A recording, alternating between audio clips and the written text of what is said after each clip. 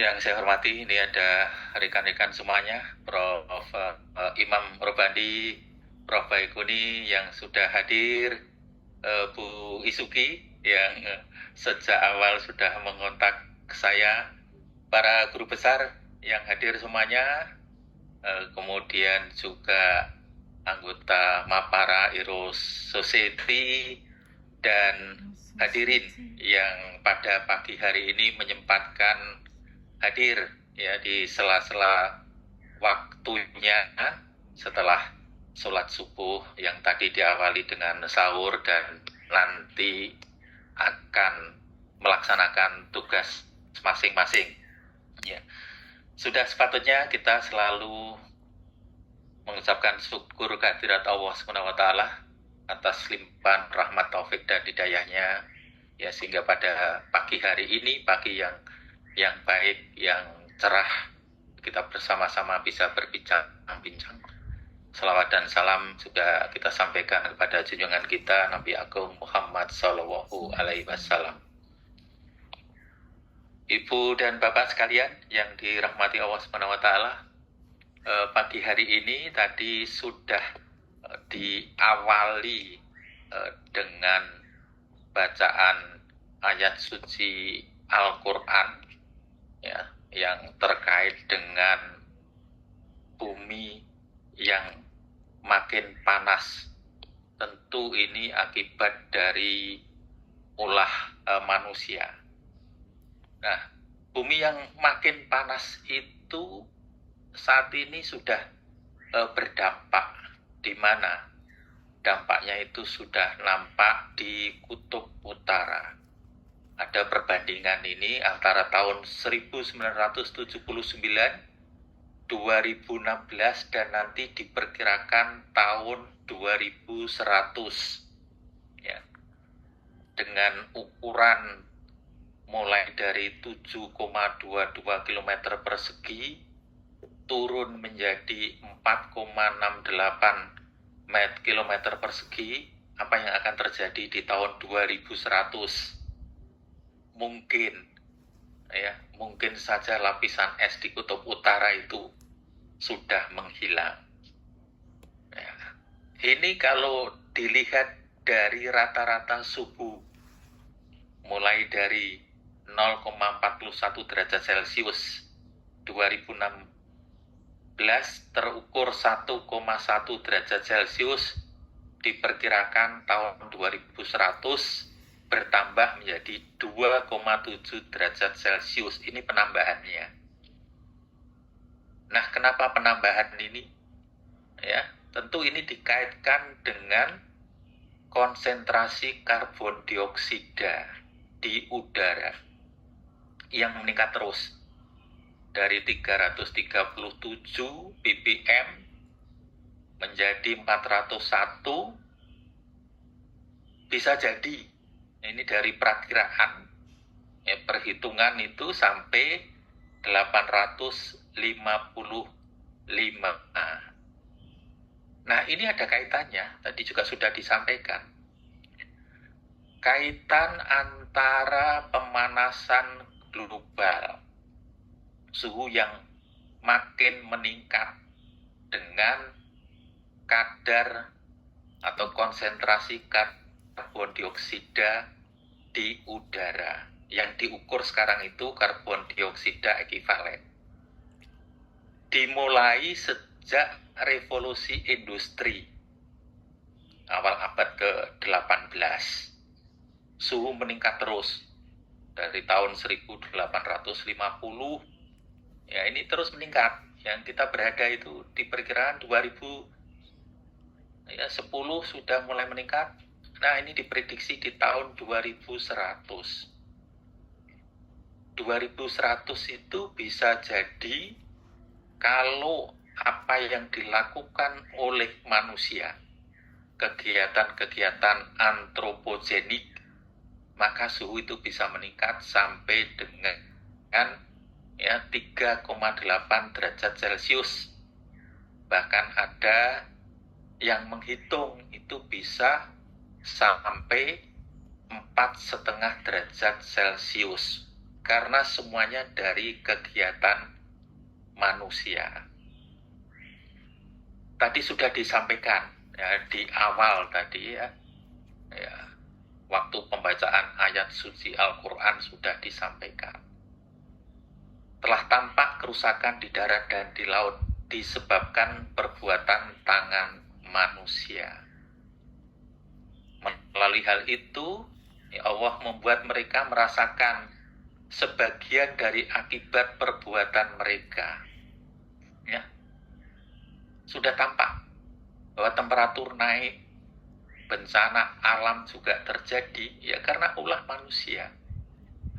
Ya, tetapi ya dari ulah manusia itu apa yang dirasakan agar mereka kembali ke jalan yang benar. Quran surat Ar-Rum ayat 41. Nah, ini tentu menjadi perhatian kita semuanya. Apa yang kita lakukan di kehidupan kita sehari-hari menggunakan banyak bahan bakar yang akibatnya menumpuknya konsentrasi CO2 di atmosfer. Ini yang menyebabkan pemanasan global. Jadi pemanasan global sebenarnya fenomenanya itu dapat dipahami dengan mudah. Ketika gas CO2 terperangkap di atmosfer, ini membuat satu lapisan yang imajiner gitu, yang terdiri dari gas-gas terutama karbon dioksida. Yang pada saat ada sinar matahari masuk itu sebenarnya adalah untuk menjaga agar temperatur bumi itu tetap konstan. Sebagian kecil sebenarnya itu yang digunakan untuk fotosintesis, kemudian menggerakkan ada aliran angin. Sinar inframerah seharusnya dipantulkan kembali ke atmosfer.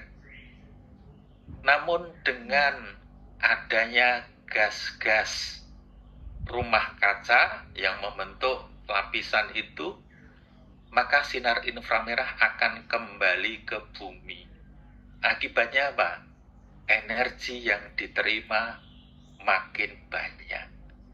Inilah yang mengakibatkan temperatur permukaan bumi akan naik, fenomena yang kita sebut dengan pemanasan global warming, bukan hot warm, bukan hot global sebenarnya. Global hot itu bukan semacam itu. Bahasa Indonesianya itu kemudian diterjemahkan menjadi pemanasan global. Lain kalau penghangatan global itu masih belum panas, itu pemanasan global.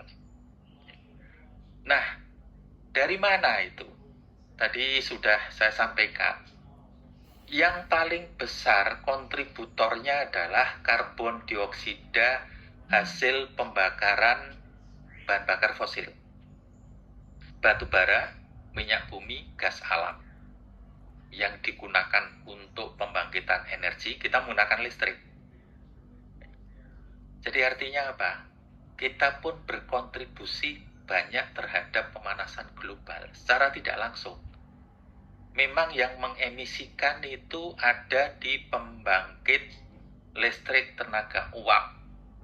Akan tetapi ketika PLTU itu menggunakan bahan bakar batu bara, ini mengemisikan karbon dioksida. Listriknya kita gunakan, maka kita juga secara tidak langsung mengemisikan karbon dioksida.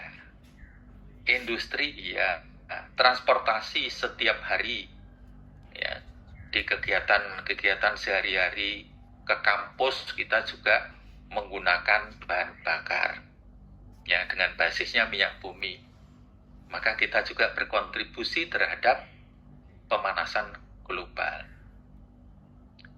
Yang kedua, gas metan. Ini sekitar 21%.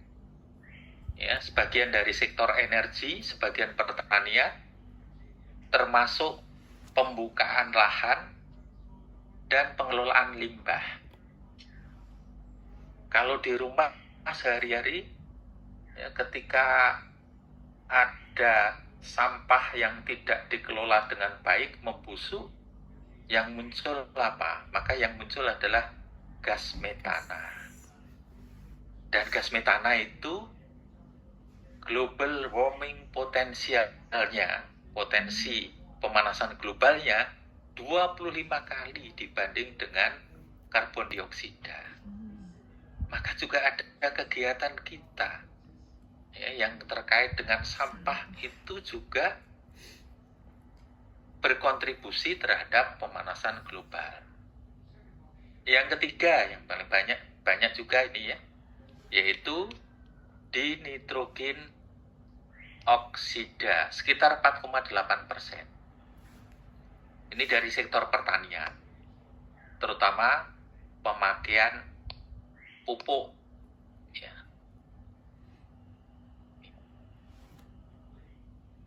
Dan juga dari beberapa aktivitas transportasi pemakaian bahan kimia yang lain.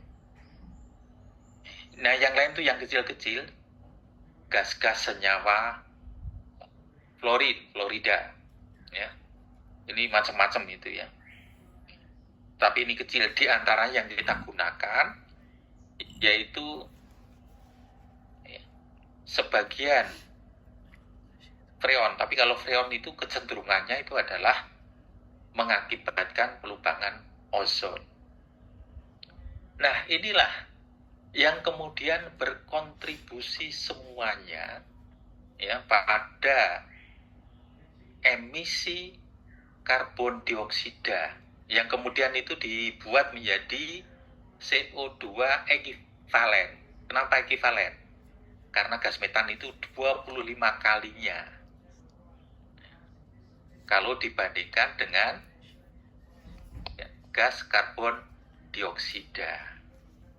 Nah, dalam jangka panjang akan menyebabkan terjadinya perubahan iklim. Adanya temperatur yang naik, perubahan iklim itu sudah terasa. Tiba-tiba hujan turun dengan sangat lebat. Yang pada masa lalu itu jarang terjadi.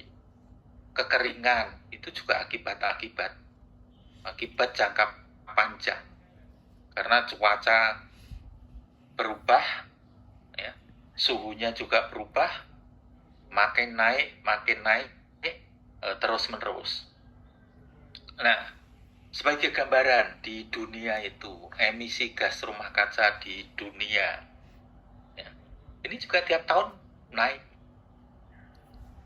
Jadi kita lihat itu yang coklat tebal itu yang mengemisikan yang tinggi. China, Amerika, di Asia juga demikian. Ya. Jadi kalau kita lihat ini ada kaitannya dengan industrialisasi. Karena kebutuhan bahan bakar yang meningkat, emisi karbon dioksida juga meningkat. Ya. Nah, dari tahun ke tahun, sejak 1850 sampai data di tahun 2000-an, 2023, ini meningkat terus. Ya, karbon dioksida yang ada di atmosfer itu. Maka ini tercatat sejak revolusi industri yang pertama ketika ditemukannya mesin uap. Yang mesin uap tentunya menggunakan bahan bakar. Kalau di Inggris bahan bakar yang pertama digunakan diambil dari sumber daya alam yaitu batu bara. Dan batu bara itu ketika dibakar emisi CO2-nya juga tinggi. Nah, bagaimana kondisi di Indonesia, ya, kalau dibandingkan dengan negara-negara maju misalkan, ini yang paling atas itu emisi, ya, total dunia. Kemudian ini China, ya, India, Indonesia, yang ini yang mengagetkan. Jepang dan Korea Selatan, meskipun ini negara industri yang maju, emisinya masih di bawah Indonesia. Ya, kenapa? Karena emisi juga tidak semata-mata dari kegiatan industri. Ada kegiatan pembukaan lahan. Ada yang disebabkan kebakaran hutan. Ada yang disebabkan karena pengelolaan limbah yang tidak dilakukan dengan baik, maka muncul gas metan tadi. Dari sektor pertanian ada gas dinitrogen oksida. Ya, kira-kira Indonesia itu berkontribusi ya lumayan cukup besar, 2,3% dunia. Sedangkan jumlah negara di dunia itu ya 200 lebih. Jadi kalau kontribusi Indonesia itu 2,3%, maka sebenarnya kontribusinya itu cukup besar. Nah, dampak berikutnya dari pemanasan global tadi, ya, climate change, perubahan iklim, temperatur memang sudah naik, sudah tidak diperdebatkan lagi nih. Kalau pada awal-awal itu 30 tahun yang lalu itu debat ini betul tidak perubahan iklim atau tidak, betul tidak temperatur itu naik. Ada yang mengatakan temperatur naik karena mengambil sampelnya, ngukurnya itu tidak di tempat yang tepat. Tapi dampaknya itu sudah terasa semuanya. Ya. Baik dampak kesehatan, ya, pertanian sudah. Ya, karena iklim cuaca yang tidak menentu, kadang hujan yang lebat, ya. Begitu hujan lebat, maka kita bingung. Bingungnya kenapa? Baru hujan sehari 2 hari di beberapa tempat itu sudah terjadi banjir. Bukan semata-mata karena perubahan iklim. Yang kedua adalah daerah tangkapan air yang bagian hulu ini juga sudah tidak mampu untuk menahan air karena kurangnya tanaman-tanaman hutan yang sudah beralih fungsi. Sungai yang semula lebar itu juga menyempit karena ada sedimentasi. Dan kita banjir. Hujan banjir yang disalahkan hujan. Kenapa hujan terus-menerus? Nanti begitu hujan selesai, banjir selesai, ya, 2-3 hari berikutnya bingung lagi. Kenapa sekarang tidak ada air? Bukankah kemarin baru saja diberikan air yang dengan keberkahan yang tinggi? Air hujan itu air yang murni. Ya, maka di daerah-daerah yang kekurangan air, airnya akan ditampung. Tetapi kita tidak melihat itu sebagai berkah. Kadang-kadang melihatnya itu sebagai bencana.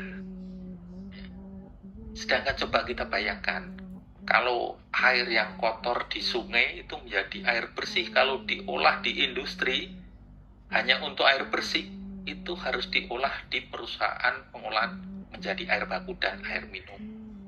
Ditambah bahan kimia, flokulan, koagulan, ya, kemudian padatan yang tersuspensi, yang melayang-layang, yang terlarut nanti diendapkan. Setelah diendapkan kemudian disaring kurang lagi, ya, menggunakan ultrafiltrasi, menggunakan membran, ditambah lagi nanti disinfeksi, baru bisa kita minum atau menjadi air bersih. Nah, ketika kita mendapatkan air bersih, ya, dari hujan, kita sia-siakan. Kembali lagi, ya, bagaimana kita harus mensyukuri apa yang sudah disediakan itu.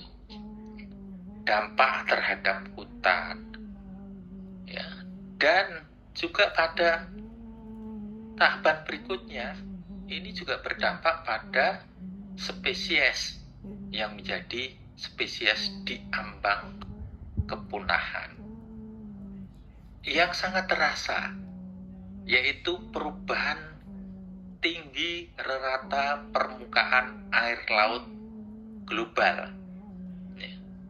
Ini kalau dari 1991 nanti diperkirakan terus sampai 2100, maka permukaan laut ini juga naik terus.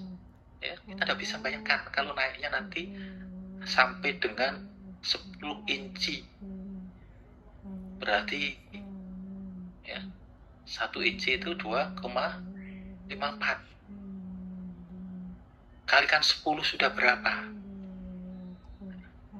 Nah, ini yang terasa. Di daerah-daerah Pantura Jawa itu sudah terasa. Sudah terasa, ya, beberapa area itu sudah terkena. Kalau di Jawa Tengah itu yang disebut dengan banjir rob. Ketika purnama, ya, jarak antara bulan dengan bumi itu paling dekat, makanya ada banjir rob. Dan fenomena ini terus-menerus, ya, di sepanjang Pantura. Nah, belum lagi ini yang dikaitkan negara-negara kecil seperti ya Nauru, Vanuatu di Asia Pasifik, ini akan berdampak. Bahkan ada satu negara diperkirakan nanti, ya, hanya itu habis, harus mengungsi ke negara lain. Ya, kalau kita tidak melakukan apapun, ya. Nah, ini juga sudah disampaikan juga di surat Al-Baqarah ayat 12. Apa yang harus dilakukan oleh manusia? Ala inahum humul mufsiduna walakila yaskuru. Ingatlah, sesungguhnya merekalah yang berbuat kerusakan, tetapi mereka tidak menyadari. Janganlah semuanya kemudian kalau ada bencana yang disalahkan itu malah Sang Pencipta yang Maha Kuasa, Allah Subhanahu wa Ta'ala. Ya, memang betul, kita lagi diuji, maka kita harus sabar. Tetapi dirunut, apakah ini akibat dari perbuatan manusia yang kita menggunakan sumber daya alam, kadang-kadang tidak memperhitungkan kebutuhan anak cucu kita, yang kadang-kadang hanya digunakan untuk memenuhi kebutuhan saat ini. Tidak tahu nanti anak cucu itu ya urusan mereka saja. Yang terpenting saat ini semuanya terpenuhi. Ya. Maka tadi, ya, ketika manusia itu diingatkan, ya, ini sudah mulai sadar. Ya. Karena adanya bencana, maka mulai sadar. Ya. Meskipun sudah berapa abad ini? Berarti ini sudah 2 abad lebih. Baru menyadari lagi. Menyadari, ya, perlunya kembali. Artinya apa? Kalau kita melakukan terus-menerus ini, apa yang terjadi? Suhu bumi bisa naik sampai 4,5 derajat Celcius. Dan negara-negara di dunia bersepakat ini. Ya. Kita tahan saja. Kita tahan apa? Kita tahan bahwa suhunya maksimum itu 1,5 derajat Celcius kenaikannya ya. Jadi nggak boleh lebih. Nah, kenaikan 1,5 derajat Celcius maka perlu diupayakan ini. Ya, karena kalau tidak terus-menerus temperatur naik, es kemudian mencair, bencana alam, mungkin kita tidak mengalami. Tetapi bagaimana tanggung jawab kita terhadap anak cucu nanti? Karena dampaknya adalah kerusakan-kerusakan. Ya, kerusakan lingkungan itu tidak mesti yang melakukan yang langsung terkena dampaknya. Kadang-kadang kerusakan lingkungan yang merasakan itu orang lain. Nah, inilah yang perlu kita sadarkan. Ya. Nah, ini maka mari kita merefleksikan bagaimana hablum minallah sudah kita lakukan di bulan puasa ini. Ya, banyak beribadah. Ya. Termasuk malam hari salat tarawih, membaca ayat suci Al-Quran. Hablum minan nas, lebih banyak ya. Kita memberikan sedekah ke orang-orang, banyak menolong orang. Tapi seringkali yang masih perlu ya ditingkatkan adalah hablum minal alam. Kesalehan terhadap alam, kesalehan lingkungan. Nah, kesalahan lingkungan yang dampaknya kadang-kadang itu sangat besar. Coba beberapa hari yang lalu di Jawa Barat itu, ya, ada banjir.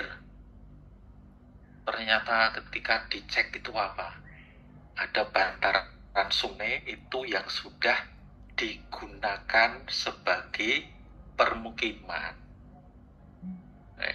Ya nggak bisa, mau dilakukan pelebaran nggak bisa. Ketika ada pencemaran juga sama. Pencemaran itu dampaknya kemana? Maka dampaknya itu justru ke tempat lain, bukan si pelaku. Nah, ini yang kadang-kadang ya, ketika kita itu membuang sampah ya sekecil apapun, nanti masuk ke sungai nggak terasa. Ya, maka sampah yang mengumpul di sungai ya kemudian membuat aliran sungai tidak lancar, ketika hujan menyebabkan terjadinya banjir. Dan seringkali kita tidak menyadari akibat-akibat yang kita lakukan itu.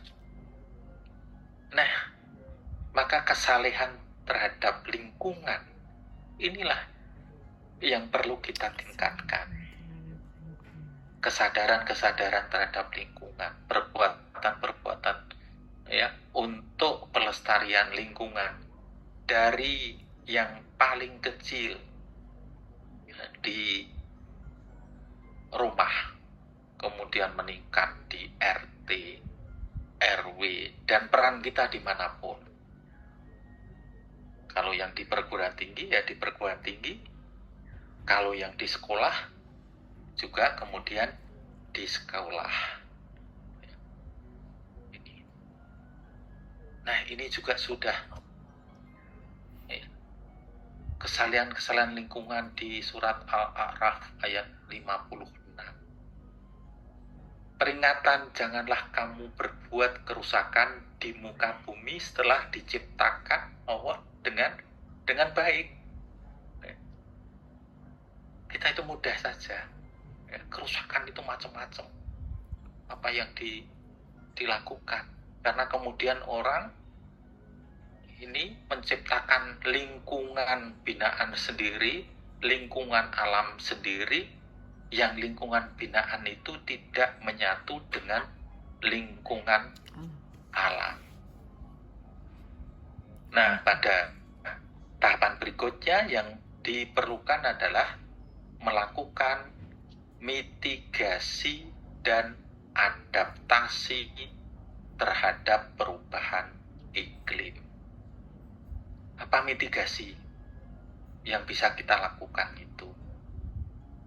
Ya, kalau gas rumah kaca yang sudah di atmosfer akan sulit kita lakukan. Yang bisa kita lakukan itu mengurangi dari sumber gas rumah kaca. Sumber dari gas rumah kaca kaitannya dengan yang pertama energi, tentu perilaku hemat energi. Ini yang bisa kita lakukan. Ya, hal-hal yang kecil. Listrik. Ya, di pulang dari kantor itu cek satu persatu, sudah tidak dimatikan itu. Sehingga tidak ada pemborosan. Terutama AC, lampu seperlunya. Hal-hal yang kecil yang bisa kita lakukan itu. Kemudian, ya, yang kedua itu adaptasi. Nah, kalau sudah adaptasi itu apa? Karena mitigasinya sudah tidak bisa dilakukan. Apa yang dilakukan? Ya, ada yang karena terpaksa. Terpaksa itu, ya, mereka yang bermukim di Pantura yang terkena banjir rob itu tidak hanya punya 8 kebutuhan pokok, tapi ditambah ya 9 atau berapa, ditambah satu lagi kebutuhan pokoknya. Apa kebutuhan pokok tambahannya? Meninggikan rumahnya tiap tahun. Itu Amerika apa Eropa sih, Kak? Ini kejar-kejaran dengan rob, itu adaptasi. Karena mereka apa? juga ya Champion itu Amerika ya? Tetap Eropa. ingin tinggal di tempatnya. Ada Setumpuk batu senyari bumi. Oh, ini tempat saya yang harus saya lakukan terus-menerus.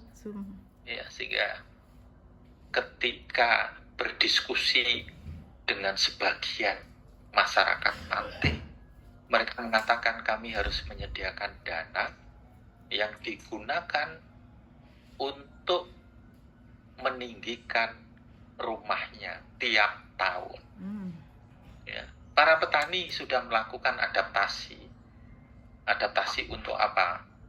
Untuk ini cocok tanam berdasarkan iklimnya, berdasarkan itu, karena adanya perubahan iklim. Sehingga dua hal itulah yang kita lakukan. Ya, mitigasi, mencegah, dan kemudian adaptasi. Nah, kalau kita bicarakan masih banyak itu. Ya. Namun ya, saya memberikan kesempatan ini tentunya dari rekan-rekan guru besar dan hadirin untuk menyampaikan ya pendapatnya, apa yang bisa kita lakukan ya, baik dari sisi pencegahan ya, secara langsung maupun secara tidak langsung, yang pertama. Yang kedua adalah adaptasi adanya perubahan iklim dan mulai kesadaran untuk meningkatkan kesalehan lingkungan, habum minal alam. Ya demikian, ini sudah tidak pengantar lagi. Ya, kami sampaikan. Ya, kami persilakan Bu Desrita.